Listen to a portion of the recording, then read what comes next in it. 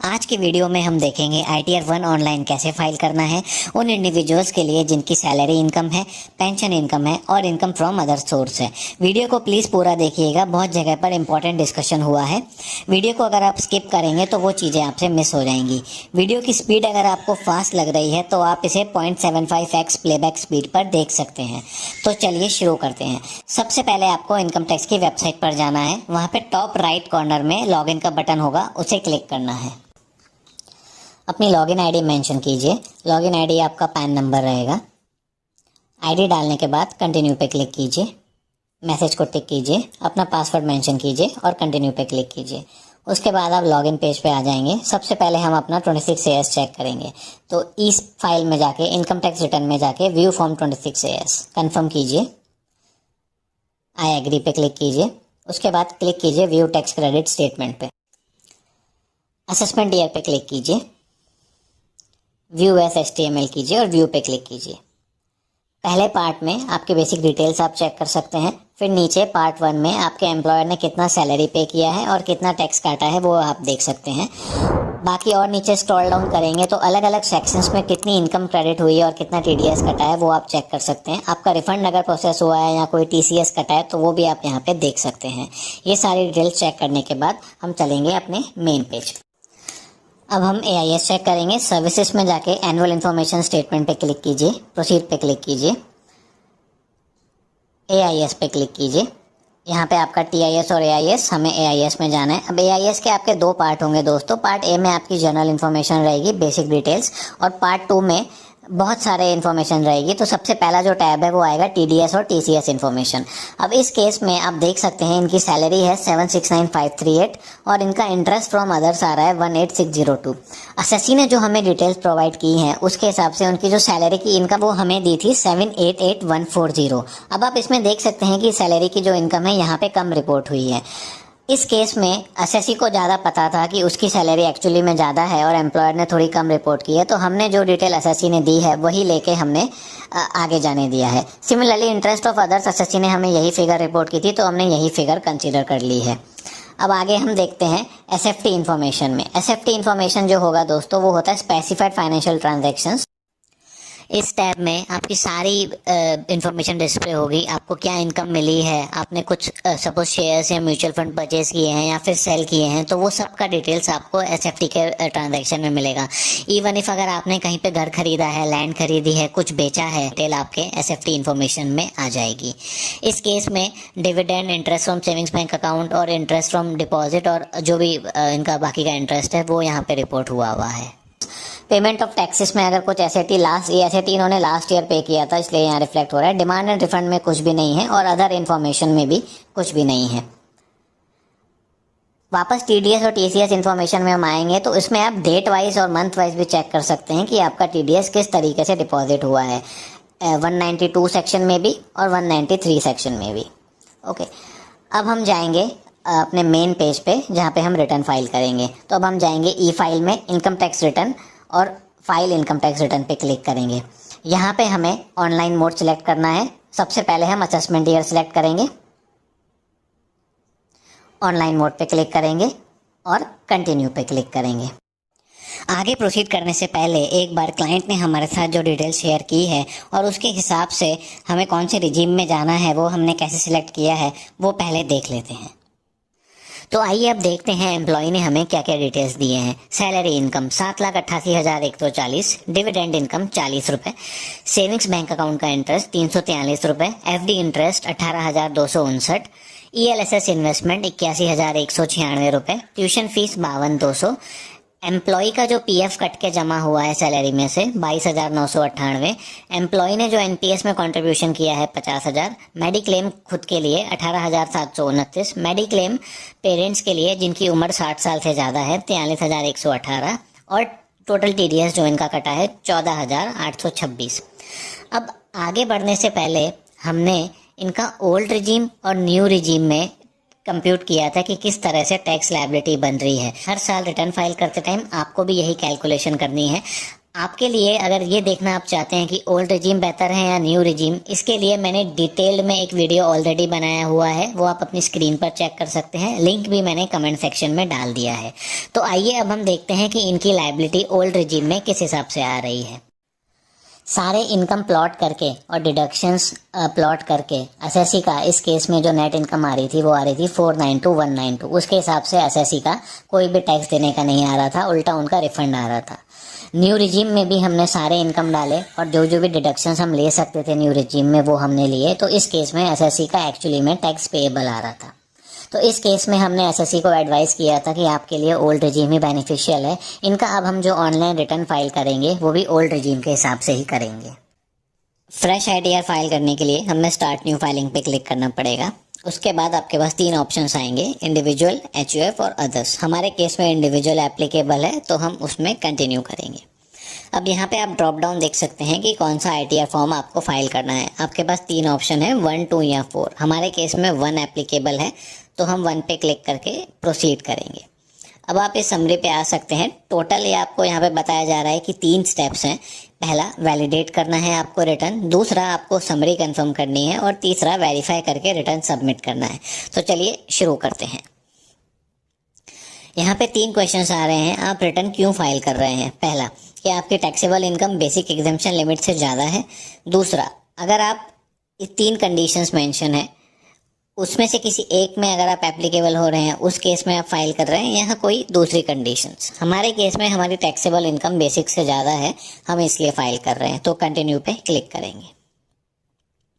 अब आप यहाँ पे देखेंगे कि कुछ डिटेल्स ऑलरेडी अगर आपने लास्ट ईयर फाइल किया हुआ है रिटर्न तो कुछ डिटेल्स प्री फिल्ड रहेंगी, तो वो हमें एक बार चेक कर लेनी है। तो सबसे पहला टैब है पर्सनल इन्फॉर्मेशन। आइए उस पर क्लिक करते हैं। अब पर्सनल इन्फॉर्मेशन में सबसे पहला सेक्शन है प्रोफाइल का। प्रोफाइल में आप नाम, पैन, डेट ऑफ बर्थ और आधार नंबर चेक कर सकते हैं। फिर आपके कॉन्टैक्ट डिटेल्स जिसमें आपका एड्रेस, मोबाइल नंबर और ईमेल एड्रेस आ जाएगा। ठीक है, यहाँ पे हमें नेचर ऑफ एम्प्लॉयमेंट सेलेक्ट करना है जो कि central government, state, PSU, pensioners, other pensioners. हमारे केस में एक प्राइवेट कंपनी में एम्प्लॉय काम करता है तो हम अदर सेलेक्ट करके जाने देंगे। अब आप देखेंगे ये आपसे पूछ रहा है कि आप कौन से सेक्शन में रिटर्न फाइल कर रहे हैं। हमारा रिटर्न अभी ऑन और ड्यू डेट से पहले फाइल हो रहा है, इसलिए हम 139(1) सेलेक्ट करेंगे। अगर आप ड्यू डेट खत्म होने के बाद रिटर्न फाइल कर रहे हैं तो आपका 139(4) एप्लीकेबल हो जाएगा। यहाँ पे ये अभी एनेबल नहीं हो रहा है क्योंकि ड्यू डेट अभी तक खत्म नहीं हुई है। अगर रिटर्न फाइल कर दिया है और उसमें कुछ चेंजेस हैं तो हम रिवाइज रिटर्न फाइल करेंगे। और अगर कभी कभी हम कॉन्डोनेशन ऑफ डिले के कारण अगर हम रिटर्न फाइल कर रहे हैं तो वो इस सेक्शन में जाएगा। हमारे केस में 139(1) एप्लीकेबल है। अगर आपको इन 4 सेक्शंस 139(9), 142(1), 148 और 153 से नोटिस आया है इनकम टैक्स का और उसके अगेंस्ट में आप रिटर्न भर रहे हैं तो आपको ये ऑप्शन एनेबल करना है। हमने ये पहले ही देख लिया है कि एसएससी के लिए न्यू रिजीम बेनिफिशियल नहीं है, तो हम यहाँ पे नो पे क्लिक करेंगे। बैंक डिटेल्स में आपके पास बैंक्स जितने भी आपने इनकम टैक्स पोर्टल पे डाल रखे हैं वो सारे यहाँ पे आएंगे। बैंक्स आपको वैलिडेट करने पड़ेंगे। यहाँ पे कोई भी एक बैंक आप सिलेक्ट कर सकते हैं रिफंड के लिए। हमने यहाँ पे ऑलरेडी ये सिलेक्ट करके रखा है। अगर आप कोई नया बैंक ऐड करना चाहते हैं तो आप ऐड अनदर पे क्लिक करके नया बैंक भी ऐड कर सकते हैं। ये हमारा सेक्शन मोर और लेस इज इन ऑर्डर, तो हम कन्फर्म पे क्लिक करेंगे। तो आप देखेंगे पर्सनल डिटेल्स कंफर्म हो गई हैं। अब बात करते हैं ग्रॉस टोटल इनकम की। यहाँ पे ये क्वेश्चंस आपके स्क्रीन पे आएंगे, वो हमें एक एक देख के हमें अकॉर्डिंगली आंसर करना है। हमें कुछ ट्रांसफ़र, मेंटेनेंस ऑफ यूनिफॉर्म या एक्सेट्रा पे ये एम्प्लॉई को कोई एग्जेम्पशन लेना है पर्टिकुलर सेक्शन में। हमारे केस में नॉट एप्लीकेबल है तो हम नो पे क्लिक करेंगे। कुछ स्पेशल कंपनसेटरी अलाउंस या जनरल एजुकेशन अलाउंस या हॉस्टल अलाउंस, वो यहाँ पे कुछ क्लेम करना है। इस एम्प्लॉय की डिटेल्स जो मेरे पास मुझे दी गई हैं उसमें ऐसा कुछ भी नहीं है तो हम इधर नो पे क्लिक करेंगे। एचआरए, ये एम्प्लॉय खुद का इसका घर है तो एचआरए का कोई क्वेश्चन नहीं आता, इस एचआरए हमें क्लेम नहीं करना है। एलटीए भी इसको नॉट एप्लीकेबल है तो हम नो पे करेंगे। इसके अलावा और भी कोई एग्जेम्पशन है जो क्लेम करना है तो based on the details available with us हमारे पास कोई भी ऐसा नहीं है तो हम यहाँ पे नो करके कंटिन्यू पे क्लिक करेंगे। अब आप देख सकते हैं इस केस में डिटेल्स ऑलरेडी प्रीफिल्ड आ गई हैं एआईएस या फॉर्म 16 और एआईएस के हिसाब से। एम्प्लॉय ने जो हमें अभी डिटेल दी है उसके हिसाब से इसकी सैलरी इनकम 430 से ज़्यादा है तो हम वो एक्चुअल डिटेल्स ही अपडेट करेंगे। 788,140। ठीक है। पर्क्स कोई भी वैल्यू इनके पास नहीं है। प्रॉफिट इन लिeu ऑफ सैलरी भी हमारे पास कुछ नहीं है। कोई भी एग्जाम्पल अलाउंस हम क्लेम नहीं कर रहे हैं। स्टैंडर्ड डिडक्शन ऑटोमेटिक आ जाएगा। प्रोफेशनल टैक्स आपको मैनुअली डालना पड़ेगा। ये डिटेल्स डालने के बाद आप सेव कर सकते हैं।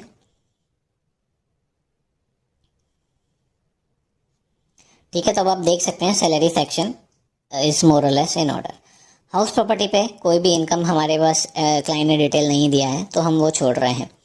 इनकम फ्रॉम अदर सोर्सेज में ये डिटेल्स ऑलरेडी प्रीफिल्ड हुए हैं। इसमें बेहतर ऐसा रहेगा कि हम इसे थोड़ा सा क्लैरिफाई करें। डिविडेंड इनकम हमारी ओके है 40।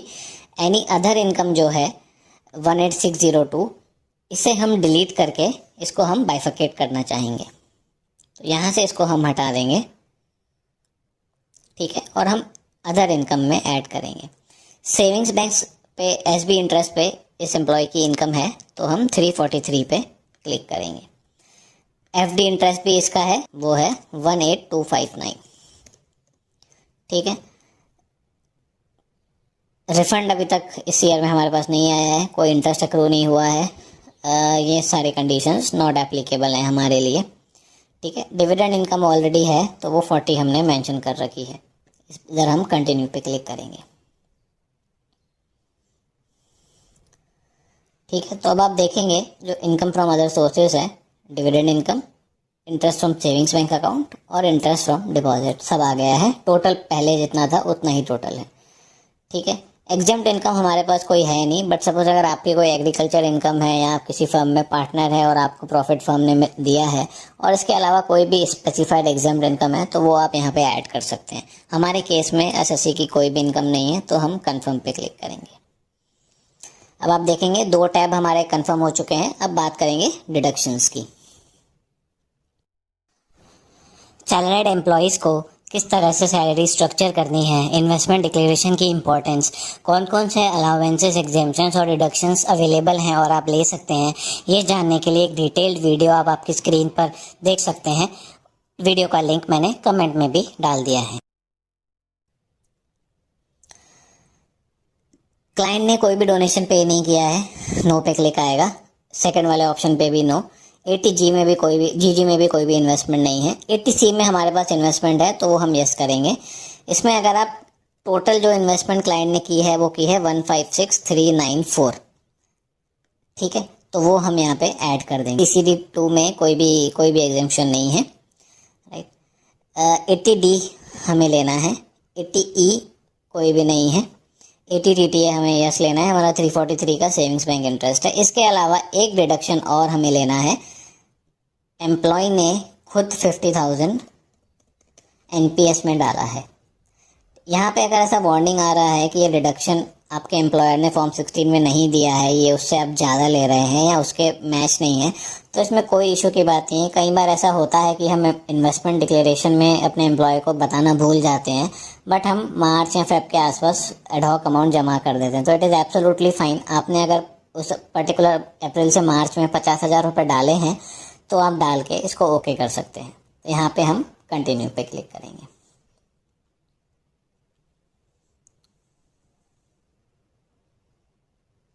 अब आप देखेंगे 80D में हमें वो 1.5 लाख ही लेने दे रहा है। 80 CCD1B में एडिशनल हमें 50,000 दे रहा है। 80D और 80TTA हमने यस किया था। अब हम उसकी डिटेल्स यहाँ पे डाल देंगे। हमारा एम्प्लॉय इंडिविजुअल है और उसकी एज 60 से कम है, तो हम यहाँ पे नो क्लिक करेंगे। यहाँ पे जो इसका हेल्थ इंश्योरेंस है वो है 18729। ठीक है। इसके जो पेरेंट्स हैं वो सीनियर सिटीजन हैं, 60 ईयर्स से ज़्यादा, 43118। ठीक है, तो 61847 ऐड पे हम क्लिक कर देंगे।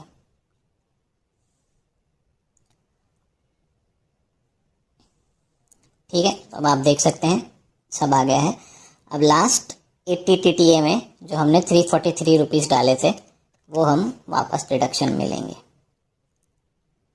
इस केस में देखिए वही चीज़ हुई है। हमने यूजुअली क्या होता है, सैलरीड एम्प्लॉयज़ जब डिक्लेरेशंस देते हैं, उनकी कोई भी दूसरी इनकम हुई, फॉर एग्जांपल बैंक इंटरेस्ट हो गया या कैपिटल गेन हो गया, तो वो सारी डिटेल्स है ना हम वहाँ पे डाल नहीं देते हैं एम्प्लॉयर को, इसलिए ये ऐसा एरर आ रहा है कि यहाँ पे आपके एम्प्लॉयर ने 343 नहीं रिपोर्ट किया है। बट कोई इशू नहीं है, हम यहाँ पे रिपोर्ट कर रहे हैं। अगर आप कोई भी इनकम एक्स्ट्रा रिपोर्ट करेंगे तो डिपार्टमेंट आपको कभी मना नहीं करेगा, तो आप यहाँ पे रिपोर्ट करके उसको ऐड कर सकते हैं और हमें डिडक्शन के लिए भी हम एलिजिबल हैं। ठीक है, उसके अलावा हमारे पास अब कोई भी डिडक्शंस नहीं है, तो हम यहाँ पे अब कंफर्म करके इसको जाने देते हैं। ठीक है, टैक्सेस पेड, यह जो अभी जो कॉलम है टैक्सेस पेड, इसमें जो भी टीडीएस हमारा डिडक्ट हुआ है और हमारे बिहाफ पे डिपॉजिट हुआ है या आपने कोई सेल्फ असेसमेंट टैक्स पे किया है तो वो आ जाएगा। इसके केस में जो भी इसका टीडीएस पे कटा है, दोनों एम्प्लॉयर्स ने काटा है 12425 और 1861, वो यहाँ पे आ गया है। इसमें हमें कंफर्म कर देना है। अगर कोई सेल्फ असेसमेंट टैक्स या एडवांस टैक्स भरा है तो वो यहाँ पे आएगा। ओके, इसका मोर और लेस ओके है तो हमें कंफर्म कर देते हैं। अब आपकी टोटल टैक्स लायबिलिटी अगर कुछ बन रही है तो वो यहाँ पे आएगी। देख लीजिए ग्रॉस जो भी सैलरी की इनकम आई है वो, उसमें कितने डिडक्शंस आए हैं और हमारी टोटल इनकम कितनी आई है, कितना हमारा टैक्स पेएबल आ रहा है। टैक्स पेएबल 12,500 से कम है। ओल्ड रिजीम में 5 लाख तक की अगर आपकी इनकम हो तो आपको 12,500 तक का रिबेट मिलता है। इस केस में 12,110 है तो पूरा का पूरा इसको रिबेट मिल जाएगा और इस क्लाइंट का एक्चुअली में कोई भी टैक्स पेएबल नहीं आ रहा है। ठीक है, ये सब डिटेल्स हम देख के कंफर्म कर देंगे। ठीक है, अब देखिए हमारे सारे कॉलम्स भर गए हैं, सारे कॉलम्स पे ग्रीन टिक आ गया है, इसका मतलब आप प्रोसीड कर सकते हैं।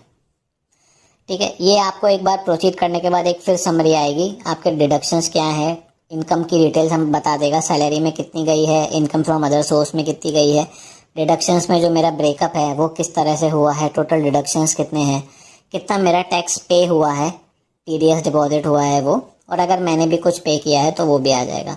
इस क्लाइंट का एक्चुअली में रिफंड आ रहा है 14290 का। अब रिफंड कैसे आ रहा है, इसका जो टैक्स पेएबल आ रहा है वो आ रहा है 12,110 और वो पूरा का पूरा रिबेट मिल गया था, मतलब टैक्स लायबिलिटी आ रही है 0। लेकिन इनके जो एम्प्लॉयर्स हैं उन्होंने सैलरी में 14,286 का टैक्स काटा है तो वो राउंड ऑफ करके 14290 हो जाएगा और इसको रिफंड मिल जाएगा। अब हम प्रीव्यू रिटर्न पे क्लिक करेंगे, उसके बाद ये आपसे एक डिक्लेरेशन मांगेगा कि एसएससी खुद की कैपेसिटी में ही फाइल कर रहा है, वो आप फाइल कर सकते हैं। उसके बाद आप प्रोसीड टू प्रीव्यू पे क्लिक करेंगे। यहाँ पे अब आप देखेंगे तो आप अपना रिटर्न प्रीव्यू कर सकते हैं। यहाँ पे बेसिक डिटेल्स आएंगे क्लाइंट के, वो आप चेक कर सकते हैं कौन से सेक्शन में आप रिटर्न फाइल कर रहे हैं। वो न्यू रिजीम हमने नहीं ऑप्ट किया है। ठीक है, उसके अलावा अब आप सैलरी के डिटेल्स देख सकते हैं यहाँ पे पहले सेक्शन में 788,140 जो स्टैंडर्ड डिडक्शन और पीटी का डिडक्शन हमने लिया है वो, उसके अलावा इनकम फ्रॉम अदर सोर्स उसका ब्रेकअप दिया हुआ है, डिविडेंड, सेविंग्स बैंक अकाउंट और इंटरेस्ट ऑन डिपॉजिट। इसमें एक बात ध्यान रखने की ये है, अगर हम अदर सोर्सेज में हमने वो बाइफरकेट नहीं किया होता एसबी इंटरेस्ट और डिपॉजिट में, तो 80 टीटीए में हमें एसबी इंटरेस्ट का डिडक्शन सिस्टम लेने नहीं देता, क्योंकि हमने एसबी इंटरेस्ट सेपरेटली रिपोर्ट नहीं किया है। अगर हम 18259 और 343 को मर्ज करके बता देते वहाँ पे तो हमें 343 का डिडक्शन सिस्टम लेने नहीं देता। तो अगर आपकी ऐसी कोई इनकम है जिसका एक एडजेसेंट डिडक्शन आपको मिल रहा है तो उसे सेपरेटली रिपोर्ट कीजिए। डिविडेंड कौन से क्वार्टर में इनको जिस कंपनी के शेयर्स हैं उन्होंने पे किया है वो ऑटोमेटिकली आ जाएगा। ठीक है, आपकी ग्रॉस टोटल इनकम 7.5 लाख के आसपास हो रही है। अब यहाँ पे आप देख लीजिए आपने कितने डिडक्शंस क्लेम किए हैं और सिस्टम ने आपको कितना अलाउ किया है। ओके, मोर और लेस हमारा सब ओके है। ये चीज़ मैं आपको बोल रहा था, अगर आपने एसबी इंटरेस्ट 343 अलग से नहीं दिखाया होता तो यहाँ 343 आता और यहाँ पे 0 आता, बट हमने सेपरेटली दिखाया है तो हमें पूरा डिडक्शन सिस्टम लेने देगा। ये हमारी अब नेट इनकम आ गई है, कितना टैक्स हमारा पेएबल है और कितना हमें रिबेट मिला है, मतलब नेट टैक्स हमारा 0 है। कितना हमने टैक्स पे किया है तो हमारा एक्चुअली में रिफंड आ गया राउंड ऑफ होके। ये अकाउंट हमने रिफंड के टाइम पे सिलेक्ट किया था तो इसी अकाउंट में रिफंड आएगा। जो हमने मेडिक्लेम का शेड्यूल भरा था वो एज इट इज़ रेप्लिकेट हुआ है यहाँ पे। सिमिलरली बाकी अगर और भी आपकी कोई डिटेल्स आ रही हैं ऊपर, सपोज दूसरे सेक्शंस में आपने कुछ लिया होता तो यहाँ आ जाता। सेल्फ असेसमेंट का यहाँ पे कुछ टैक्स आपने पे किया होगा तो आ जाता, हमारा कुछ है नहीं तो ये सब 0 है। टीडीएस की डिटेल्स वापस से एक समरी फॉर्म में वापस यहाँ पे आएंगे आपके एम्प्लॉयर वाइज। ओके, ये सब मोर और लेस ओके है, हम प्रोसीड टू वैलिडेशन कर सकते हैं। ठीक है। अब आप देखेंगे कि हमारे कोई भी वैलिडेशन एरर्स नहीं आए हैं। इन केस अगर आपके कोई वैलिडेशन एरर्स आ रहे हैं तो आप वापस प्रीव्यू रिटर्न में जाके उसको एडिट करके वो एरर्स आप चेंज कर सकते हैं। ठीक है। अब हम प्रोसीड टू वेरिफिकेशन करेंगे। इसमें अब ई वेरीफाई करना मैंडेटरी है ऑब्वियसली। ठीक है। अब आपको 3 ऑप्शन दिए जाते हैं। या तो आप इनिशियली ई वेरीफाई कर दीजिए, अगर आपका ऑब्वियसली आप अगर खुद फाइल कर रहे हैं तो आपका फ़ोन आपके पास होगा, आप इंस्टेंटली कंटिन्यू पे क्लिक कीजिए। आपका आधार, जो भी नंबर आपके आधार में होगा, आपको उससे ओटीपी आ जाएगा और वो ओटीपी डालने के बाद आप रिटर्न फाइल कर सकते हैं। दूसरा ऑप्शन ये है कि मुझे अभी फाइल नहीं करना है, ओके, तो मैं अभी कंटिन्यू कर दूंगा तो मेरा रिटर्न सबमिट हो जाएगा। फिर मैं with in 30 days log in करके आधार ओटीपी से कभी भी फाइल कर सकता हूँ। तीसरा ऑप्शन ये है कि मैं अभी रिटर्न फाइल कर दूं बिना वैलिडेशन के।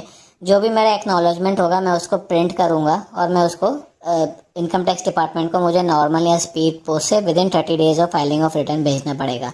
सबसे एडवाइजेबल ऑप्शन ये है कि आप ई वेरीफाई नाउ कर दीजिए और इमीडिएटली कर दीजिए। अगर आपका मोबाइल आधार नंबर से लिंक, मतलब जो सपोज नंबर लिंक था या वो आपका नंबर ब्लॉक हो गया है, आपका नंबर आप ओटीपी नहीं ले पा रहे हैं, तो फिर आप आईटीआर का भर के प्रिंट लेके उसको साइन करके भेज दीजिए।